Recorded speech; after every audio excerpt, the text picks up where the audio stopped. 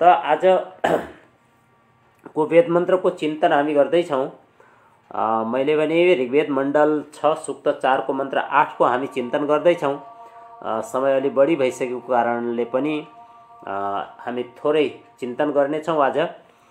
त यो वेद मन्त्रले दिन खोजेको सङ्केत चाहिँ के हो त भने, सन्देश के हो त भन्दा कि तिमी धनको कुटिलता रहित मार्गहरूबाट लैजाऊ।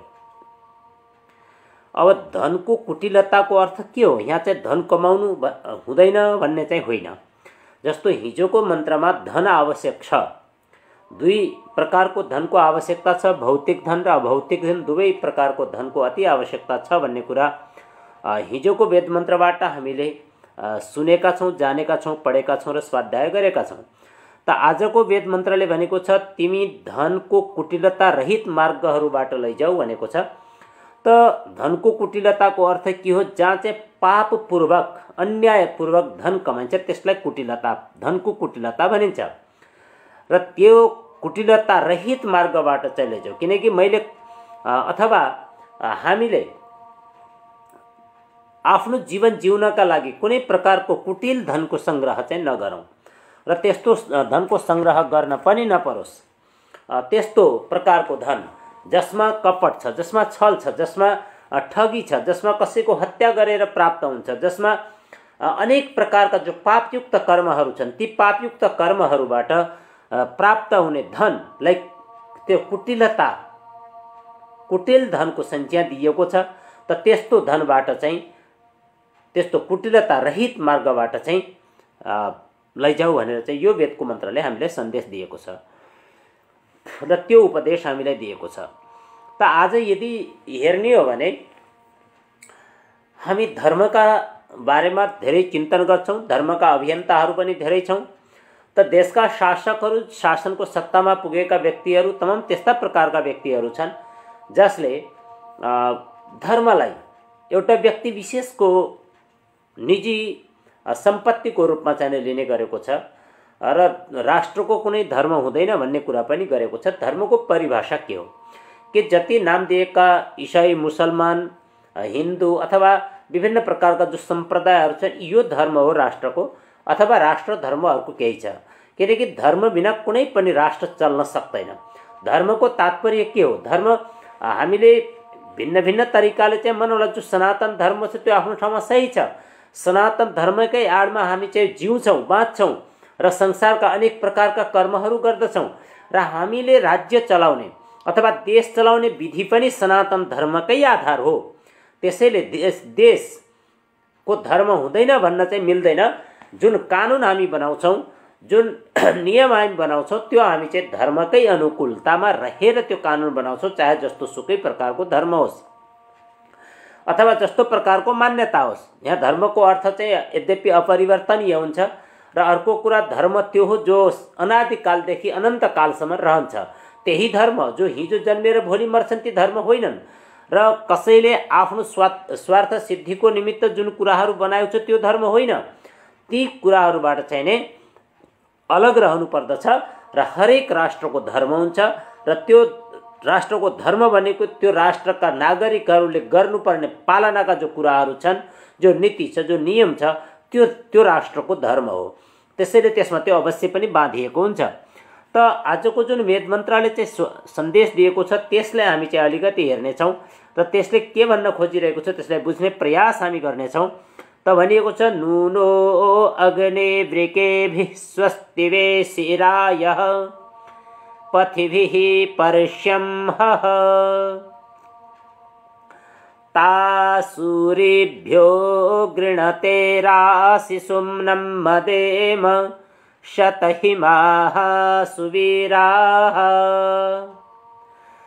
हे अग्नि, अगाडि लैजाने, नु निसन्देह तिमी अवृकेभिः कुटिलता रहित, पथिभिः मार्गहरूबाट, नह हामीलाई स्वस्ति सुखपूर्वक रायः धनहरूलाई वेशी प्राप्त गराउँछौ अथवा र अम्हः हाम्रो कुगति त्रुटिलाई पर्षि पूरा गर्दछ।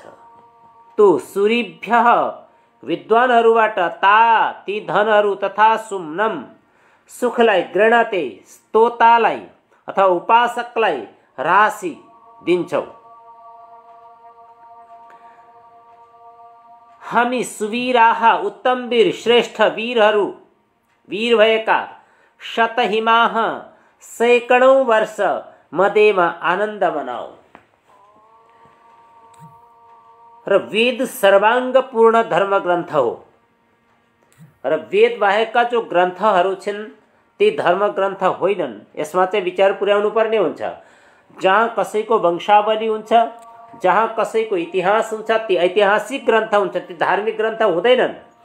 त धार्मिक ग्रन्थ त्यो हो जसमा कसैको वंशावली छैन, जसले मानव जीवनका सम्पूर्ण आवश्यकताहरू, मानव जीवनको लक्ष्यलाई प्राप्त गराउने साधन विद्या शिक्षा छ, त्यही नै धार्मिक ग्रन्थ हो। त्यसैले वेद चाहिँ सर्वाङ्गपूर्ण धर्म ग्रन्थ हो। त समस्त मनुष्य समाजलाई व्यवस्थित रूपले चलाउनका लागि जुन जुन पदार्थको आवश्यकता छ, ती सबै पदार्थहरूको प्राप्तिका साधनहरूको वर्णन वेदमा छ। र वेदको मुख्य उद्देश्य मानव जीवनको उत्कर्षको चरम काष्ठसम्म पुर्याएर मुक्ति दिलाउनु हो। अतः निर्दोष साधनहरूको नै प्रतिपादन वेदमा छ। सदोष छल कपटयुक्त साधनहरूबाट वेद सदैव टाढा रहने उपदेश गर्दछ। त्यसैले आज जति पनि व्यक्तिहरू आफ्नो स्वार्थ सिद्धिको निमित्त उत्कोच लिएर एउटा सानो काम गर्नु पर्दा पनि उत्कोच बिना काम गर्दैनन्। त्यसैले त्यस्ता प्रकारका कर्मचारीहरू, त्यस्ता प्रकारका नेताहरू, त्यस्ता प्रकारका जनप्रतिनिधिहरूले कमाउने धन भनेको कुटिलता युक्त धन हो। त्यो पाप रहित छैन, त्यो पाप सहित छ। चाहे कसैले कर्म नगरिकन थोरै पैसा मात्रै पनि कर्म बिना लिन्छ भने त्यो पनि पाप सहितको धन हो। त्यसैले त्यस्तो धन सुखकर हुँदैन र अथवा त्यो धर्मयुक्त छैन, अधर्मले युक्त छ, पापले ग्रस्त छ। त यहाँ चाहिँ उद्धव प्रसाद पराजुलीजीले लेख्नु भएको छ, पुराण वेदको धर्म ग्रन्थ हो या होइन गुरु भन्नुभएको छ। पुराण र वेद बिल्कुल भिन्न कुराहरू हुन् र पुराण जुन महर्षि दयानन्द सरस्वतीले के भन्छ सत्यार्थ प्रकाशमा गिनाउनु भएको छ, ती पुराणहरू वास्तवमा धर्म ग्रन्थ हुन् र ती वेदका अङ्ग हुन्, वेदको भाष्य हुन्। र जसलाई आजको मानिसले पुराण, यद्यपि आजको मानिसहरूले तिनलाई पुराण मानेको छैन, र जसले आज जुन ग्रन्थलाई पुराण मानेको छ त्यसमा धेरै जसो इतिहासहरू हामी फेला पार्छौँ। किनकि धर्मभन्दा बढी इतिहास अथवा इतिहास कस्तो, कुनै भक्तको इतिहास, कुनै राजाको इतिहास, कसैको वंशावली, यस्तै यस्तै कुराहरू जुन सुकै पुराणमा हेर्दा पनि ती कुराहरू छन्। त्यसैले जहाँ वंशावली हुन्छ, जहाँ कसैको इतिहास हुन्छ, जसको जीवन चर्चा हुन्छ, त्यो धर्म ग्रन्थ होइन, त्यो ऐतिहासिक ग्रन्थ हुन्। र ऐतिहासिक ग्रन्थहरूबाट कतिपय राम्रा कुराहरू चाहिँ नै प्राप्त हुन्छन्, यद्यपि तिनको तिरस्कार नै गर्नुपर्छ भन्ने चाहिँ होइन। जुन कुराहरू राम्रा छन् त्यसको चाहिँ अनुकरण गर्नुपर्दछ र तिनीहरूबाट हाम्रा ऋषि महर्षिहरूका नामहरू पनि हामी पत्ता लगाउँछौँ र ती कुराहरू थाहा हुन्छन्। तर वास्तवमा धर्म ग्रन्थ भनेको केवल वेद हो र वेदानुकूल जो अन्य ग्रन्थहरू छन् ती धर्मका सहायक ग्रन्थहरू हुन्। जस्तो 6 वटा दर्शन छन्, जसलाई हामी वेदका उपाङ्ग भन्छौँ, र त्यस्तै वेदका अङ्गहरू छन्, र 11 वटा उपनिषदहरू छन्, र त्यसै गरी स्मृतिहरू छन्, केही प्रक्षिप्त श्लोकहरू छोडेर मनुस्मृति भए। र यस्ता प्रकारका जो ग्रन्थहरू छन् यी धर्म ग्रन्थ हुन् र यी वेदका अङ्ग हुन्। किनकि वेदानुकूल जति कुराहरू छन् ती सबै धर्म ग्रन्थभित्र आउँछन् र तिनलाई चाहिँ धर्म ग्रन्थको रूपमा हामी लिन सक्छौँ, जहाँ केवल मनुष्यले आफ्नो जीवनमा गर्न पर्ने कर्तव्यहरूको जहाँ वर्णन हुन्छ र आत्माका निमित्त गरिनुपर्ने जहाँ कुराहरू हुन्छ ती चाहिँ धर्म ग्रन्थ हुन्। त्यसैले विशेष गरेर वेद नै धर्म ग्रन्थ हो र वेदानुकूल जो अन्य आर्ष ग्रन्थहरू छन् तिनीहरू चाहिँ धर्म ग्रन्थका ती पनि अङ्ग हुन्। त्यसले पनि हामीले राम्रो उपदेश दिन्छन्। जस्तो हामी उपनिषदहरू पढ्छौँ, उपनिषदमा पनि ऋषिहरूका वर्णनहरू छन्। ऋषिहरूले कोसँग शास्त्रार्थ गरे, कुन ऋषिले के कुराहरू गरे, ती कुराहरू छन्। त्यो ऋषिसँग सम्बन्धित भएका त्यो उपदेश हुन्, उपदेश दिएको हो त्यो। किनकि ऋषिहरूले वेदको आधारमा जुन उपदेश दिनुभयो त्यो दिएको उपदेशलाई चाहिँ हामी उपनिषदको रूपमा चाहिँ नै लिन्छौँ। किनकि उपनिषद भनेकै रहस्यात्मक ज्ञान हो, जसमा अध्यात्मले भरिएको छ, जसमा आत्माको रहस्य छ, जसमा परमात्माको रहस्य छ, जसमा प्रकृतिको रहस्य छ। यी रहस्यले भरिएका कारणले गर्दा पनि यसलाई हामीले उपनिषद भनेर चाहिँ नै जान्दछौँ र यिनले पनि धर्मको उपदेश चाहिँ दिएका हुन्। त्यसैले धर्मको अङ्ग मानिएको हो। किनकि उपदेश दिएको, धर्मको उपदेश दिएको छ, यिनीहरूमा अध्यात्मको उपदेश दिएको छ, आत्माको परिचय गराइएको छ। त्यसैले जहाँ यस्तो प्रकारको उपदेश दिएको हुन्छ ती चाहिँ वेदको आधारमा दिएको उपदेश हो र वास्तवमा धर्मग्रन्थ वेद नै हो। यसको आशय चाहिँ यो। त त्यसैले यहाँ जुन कुराहरू भनिएको छ निर्दोष साधनहरूको प्रतिपादन वेदमा छ। किनकि वेदमा कुनै प्रकारको सदोषता छैन। तर आज हामीले जति हेर्छौँ, चाहे तपाईँ जुनसुकै काम गर्नुहोस्, त्यो काम गर्ने बेला तपाईँले जुन परिश्रम गर्नुभएको छ, जुन पसिना बगाउनु भएको छ, त्यो तपाईँले धर्मपूर्वक कमाएको धन हो। र पसिना केमा बगाउनु भएको छ त्यो महत्त्वपूर्ण कुरा हो। जहाँ धर्मपूर्वक कार्यहरू गरिएको छ, अन्याय गरिएको छैन, पसिना त एउटा चोरले पनि बगाउला, तर उसले चोरेर चाहिने धन कमाउँछ भने त्यो चाहिँ कुटिलतायुक्त अधर्मयुक्त धन भयो। र कसैले ठग्छ भने घुस लिएर चाहिने कार्य गर्दछ, घुस लिएर कमाउँछ, त्यो पनि अधर्मयुक्त धन भयो। र यदि कसैले कार्य नै नगरी, कामै नगरी, बिना अर्थमा, किनकि उसले कार्य त गरेको छैन, आफूले श्रम नै नगरेर चाहिने लिन्छ भने त्यो पनि पापयुक्त नै हुन्छ, त्यो पनि धर्मयुक्त हुँदैन। यी कुराहरू चाहिने बताइएको छ। त्यसैले यहाँ जुन कुराहरूको चाहिने वर्णन गरेर सदोष, छल, कपटयुक्त साधनहरूबाट वेद सदैव टाढा छ। टाढा रहने वेदले उपदेश दिन्छ। वेदले कहीँ पनि कुटिलतायुक्त कर्महरू गर्ने उपदेश दिँदैन। समाजको व्यवहार चलाउनका लागि धन चाहियो, अतः धन कमाउनु वेदको उपदेश हो। शतहस्त समाहरः भनेर चाहिँ अथर्ववेदमा भनिएको छ। र म अथवा सैकडौँ हातले कमाऊ र हजारौँ हातले दान गर भन्ने पनि यही मन्त्रमा चाहिँ नै भनिएको छ। शतहस्त समाहार सहस्र हस्त सङ्किरा भनेर भनिएको छ। त्यसैले सैकडौँ हातको यो तात्पर्य कदापि होइन कि मनुष्य अन्याय अनीतिले धन कमाओस्। किनकि अन्याय र अनीतिबाट कमाइएको धन त्यो धन होइन, त्यो पाप हो। त्यसैले यदि कुनै कर्मचारी आफू सम्पन्न बन्नको निमित्त छल कपट गरेर अथवा कुनै काम गर्नको निमित्त घुस लिएर अनेक प्रकारका शब्द फरक होलान्, भाषा फरक होला, त्यो तरिकाले जो लिन्छन् त्यसले पाप नै कमाइरहेका हुन्छन् र तिनले राम्रो काम चाहिँ गरेका हुँदैनन्। त्यो चाहे किनभने जस्तो एउटा कुनै प्राविधिक हुन्छ। उदाहरणका लागि अहिले विभिन्न स्थानीय तहदेखि लिएर सङ्घीय सरकार सम्बन्धमा जहाँ जहाँ जे छन् त्यसमा चाहिँ अनेक प्राविधिकहरू चाहिने हुन्छन्। त ती प्राविधिकहरूले जुन कार्य गर्छन् अथवा सरकारले कुनै ठाउँमा चाहिँ कुनै बजेटको विनियोजन गर्दछ, त त्यो बजेट विनियोजन भइसकेपछि त्यसलाई चाहिँ कसरी चाहिँ कार्य गर्ने भन्ने कामको बाँडफाँड अथवा त्यसको चाहिँ निर्क्योल एउटा चाहिँ प्राविधिकले गर्छ। त प्राविधिकले जुन काम गर्छ त्यो प्राविधिक त्यसै त काम गर्दैन, किनकि सरकारले उसलाई पुग्ने गरी वेतन दिएको छ, उसको परिवारको भरण पोषण हुने गरी वेतन दिएको छ। त त्यति हुँदा हुँदै पनि उसले के गर्छ त, उसलाई चाहिँ केही पैसा नदिएसम्म उसले त्यो फाइललाई पास हुने स्थानसम्म पुर्याउँदैन। अथवा कहिले केही पुगेको छैन भन्छ, कहिले केही पुगेको छैन भन्छ, कहिले केही पुगेको छैन भन्छ र अनेकौँ दुःख दिन्छ जब उसको हातमा चाहिँ पैसा। यस्तो प्रकारको कार्य जसले गर्दछ त्यो त्यसरी जसले धन कमाउँदछ त्यो धन भनेको कुटिलतायुक्त धन हो अथवा त्यो अधर्मयुक्त धन हो, त्यो पापयुक्त धर्म हो, पापयुक्त धन हो। त्यस्तो धनले चाहिँ मानिसलाई उन्नतितिर लैजाँदैन अथवा उसको आत्माको कल्याण हुँदैन, उसको आत्माको अकल्याण हुन्छ। उसको त्यो नितान्त नरकको बाटो उसले चाहिँ अपनाउँछ, किनकि अन्यायपूर्वक कुनै पनि कार्यहरू राम्रा हुँदैनन्। यो कुरालाई चाहिँ नि यो मन्त्रले विशेष जोड दिएको छ। त्यसैले धन कमाउनमा धर्मको हात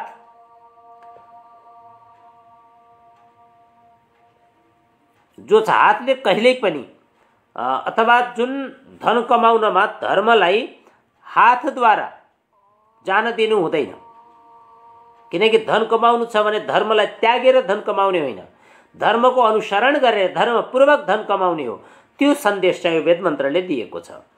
र यसै भावले धनाभिलाषीले भन्दछ, नूनो अग्ने वृकेभिः स्वस्ति वेशीरायः पथिभिः पर्ष्यम्ह।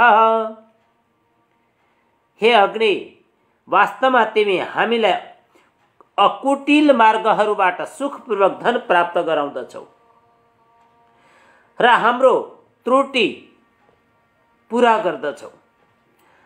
यसमा अवृकेभिः पथिभिः कुटिलता रहित मार्गहरूबाट पद धेरै महत्त्वपूर्ण छ। यसलाई ध्यान दिन योग्य छ। धन चाहियो किन्तु कुटिल उपायहरूबाट होइन, उत्तम कर्मबाट चाहिँ धन कमाउनु पर्दछ। आज संसारमा धन तृष्णाले पागल भइरहेका मानिसहरू कति तडपिरहेका छन्। त्यसैले धन तृष्णाले पागल भई उठेका छन्। धनार्जनमा युक्त अयुक्तको कुनै विचार आज कसैले गर्दैन। यसैबाट समस्त जगत परितप्त छ। हाम्रो समाजको कुरा मात्रै होइन, संसारमा तमाम व्यक्तिहरू यसैबाट परितप्त छन्, यसैबाट ग्रसित छन्। र कसैले पनि यो मेरो कर्तव्य हो, मैले यी कामहरू गर्नुपर्दछ, म जुन पदमा बसेको छु यो पदको दायित्वलाई मैले पुरा गर्नुपर्दछ भन्ने सोच्दैनन्। त्यसलाई त्यागेर, त्यसलाई तिलाञ्जली दिएर आफ्नो स्वार्थ सिद्ध कसरी हुन सक्दछ, बढीभन्दा बढी धनार्जन कसरी गर्न सकिन्छ भन्ने। त्यसैले त्यस्तो प्रकारको कार्यबाट कमाइएको धनलाई कुटिल धनको सञ्चय यो मन्त्रमा दिएको छ। यसै परितापलाई शान्त गर्नका लागि आज वेदका आदेशहरूमा हिँड्न आवश्यक छ। वेदको उपदेशलाई अपनाउन आवश्यक छ, धेरै आवश्यकता छ।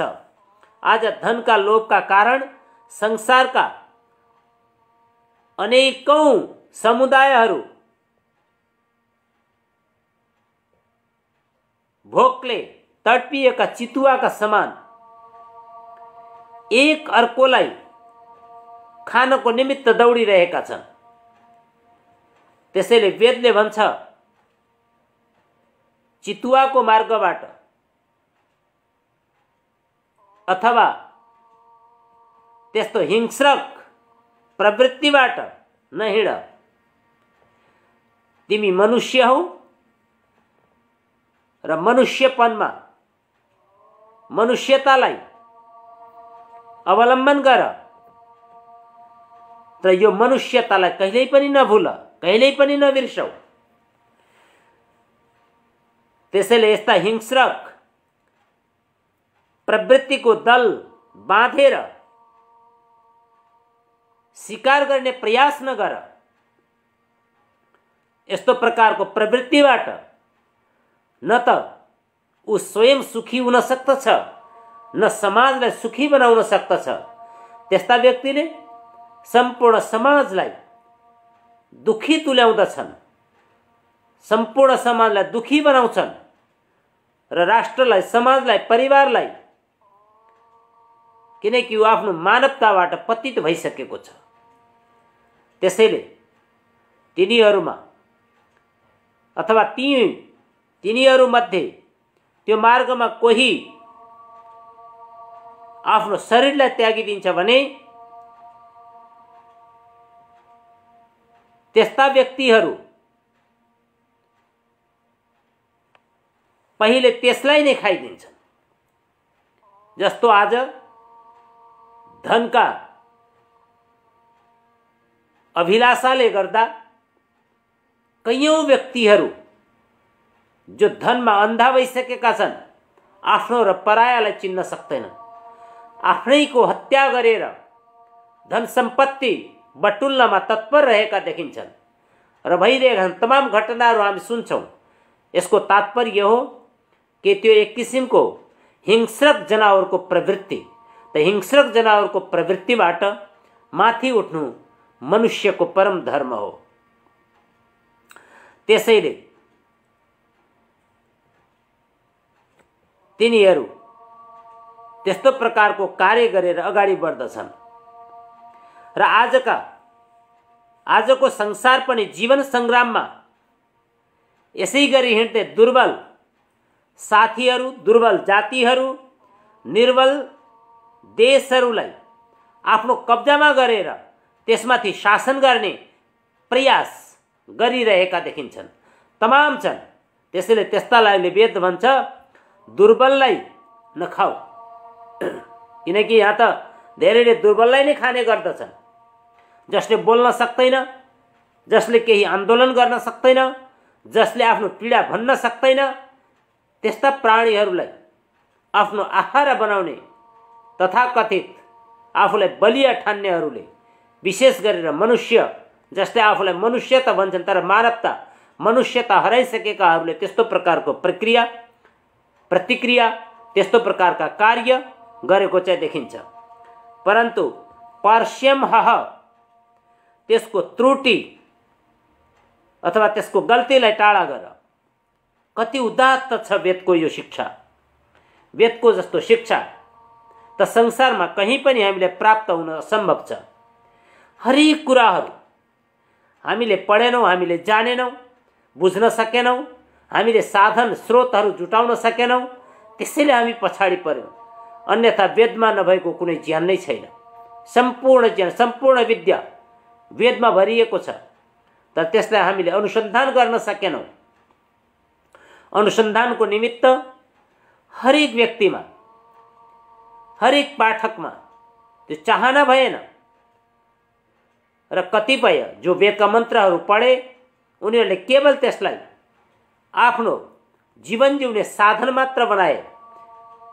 मन्त्रहरूको उच्चारणबाट आफूले कसरी धन कमाउन सकिन्छ त्यो प्रवृत्तिमा धेरै लागे र वेदको मन्त्रले जुन सन्देश दियो, जुन शिक्षा दियो, त्यसलाई अनुसरण गरेन।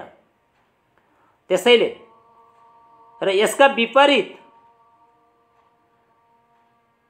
हिँड्नाले कति क्लिष्ट छ आजको जगतलाई हेरेर हामी अनुभव गर्न सक्दछौँ। र धन र मन शान्त नहुने हो भने त्यो धन निधन यानी मृत्यु समान भइहाल्दछ। त्यसैले वेदले यसैलाई अथवा वेदले यस कारणले भनेको हो कि हे प्रभु, तिमी धन र सुम्न मनको उत्तम अवस्था सुख पनि दिन्छौ। धन र सुख दुवै मिले भने सम्पूर्ण आयु आनन्दसँग बिताउन सकिन्छ, बिताइनेछ। त्यसैले मदेमः शतहिमाः सुवीराः, हामी सुवीर सैकडौँ वर्षसम्म आनन्दमा रहौँ। यो तरिकाले हामीलाई यो उपदेश चाहिँ प्राप्त भएको छ वेदको मन्त्रबाट। त जब हामी वेदका मन्त्रहरूलाई थोरै भए पनि बुझ्ने प्रयास गर्छौँ त अनि मात्रै हामीलाई यी कुराहरू थाहा हुन्छन्। यदि हामीले बुझ्ने प्रयास गरेनौँ, वेदका मन्त्रहरूको तात्पर्यलाई बुझ्ने कुनै चेष्टा नै गरेनौँ, न त आफूले स्वाध्याय गर्न सक्यौँ, न विद्वानहरूको उपदेश सुन्न सक्यौँ भने सम्भवतः वेदका मन्त्रको वास्तविकतालाई हामी बुझ्दैनौँ। र वेदको मन्त्रको वास्तविकतालाई नबुझेकै कारणले आज संसारमा विशेष गरेर हिन्दू समाजमा कति अज्ञानता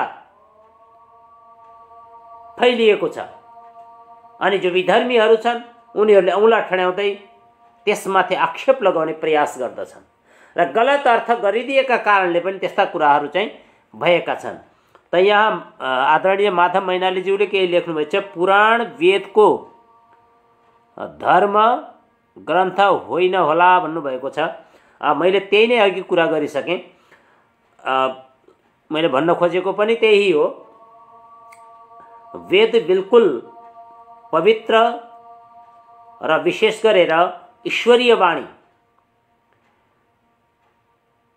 ईश्वरीय भएका कारणले गर्दा मात्रै वेद धर्म ग्रन्थ हो र अरू चाहिँ ईश्वरीय वाणी होइनन् र विभिन्न व्यक्तिहरूले लेखेका हुनाले ती चाहिँ धर्म ग्रन्थ होइनन्। अथवा कुनै सम्प्रदायले आफ्नो अनुकूल कुनै ग्रन्थ बनाएको छ भने त्यो साम्प्रदायिक ग्रन्थ हुन्छ। र पुराणहरूमा मैले अघि नै भने इतिहास छ, वंशावली छ, कतै राजाको वंशावली छ, कतै भक्तको इतिहास छ, अथवा कतै चाहिँ त्यस्ता किसिमका विभिन्न प्रकारका जस्तो तिनीहरूमा वर्णन गरिएका जो ईश्वर आदिका जो वर्णनहरू छन् त्यसमा पनि शरीरधारी आदि इत्यादिका चाहिने वर्णनहरू बढी चाहिँ पाइन्छन्।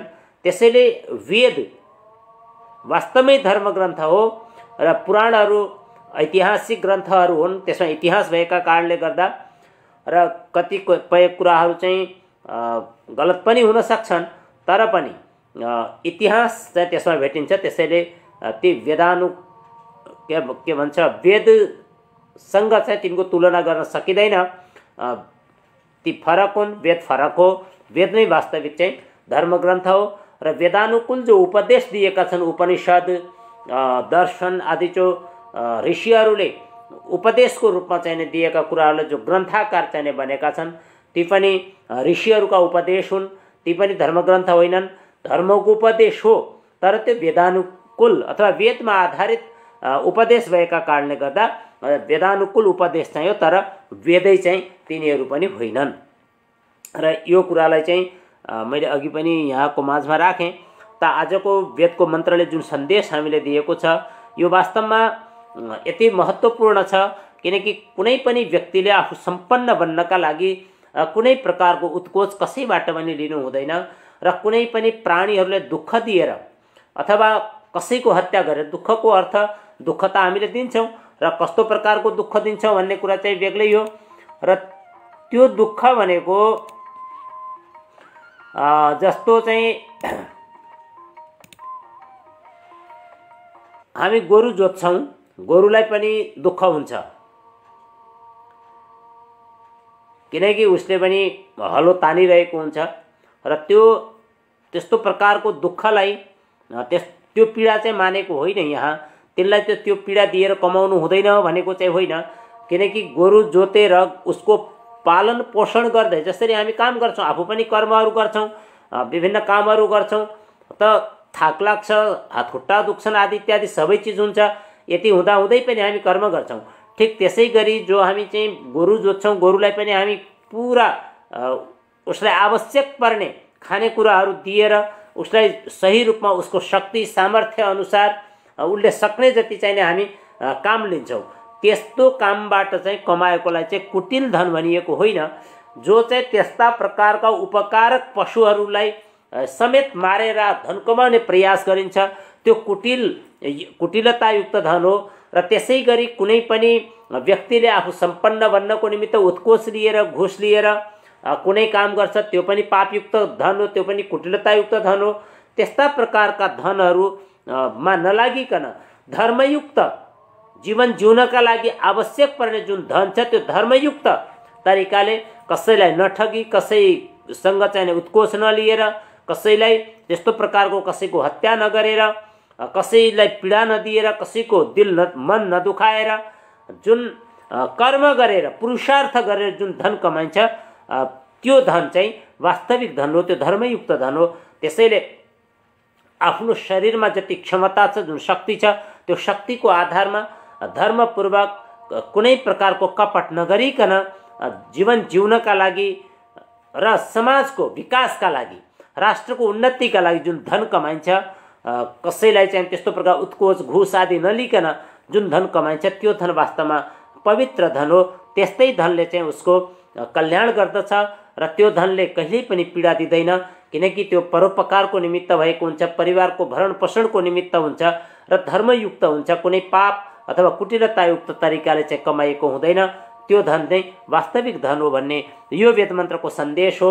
त आजको यो स्वाध्याय गर्ने क्रममा केही प्राविधिक त्रुटिहरू भए, बिचमा अलिकति व्यवधानहरू आए र सुरु गर्न बित्तिकै त्यो आफै उतातिर चाहिँ आवाज नआएको सन्देश आयो र यतातिर चाहिँ आफै त्यो फेरि आफै फिनिस भयो, सकियो र फेरि सुरु गरियो।